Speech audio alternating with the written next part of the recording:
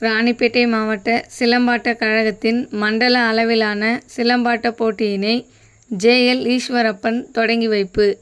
ராணிப்பேட்டை மாவட்டம் ராணிப்பேட்டை மாவட்ட சிலம்பாட்டக் கழகத்தின் மண்டல அளவிலான சிலம்பாட்டப் போட்டி ஆற்காடு அடுத்த விளாப்பாக்கத்தில் உள்ள அரசு ஆண்கள் மேல்நிலைப் பள்ளியில் நடைபெற்றது.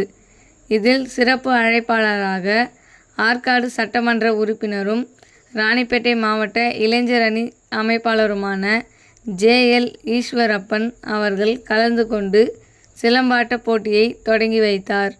இதில் மாவட்ட அறங்காவலர் குழு தலைவர் லட்சுமணன், விளாப்பாக்கம் நகர செயலாளர் பாபு, பயிற்சியாளர்கள் மற்றும் போட்டியாளர்கள் இதில் கலந்து கொண்டனர்.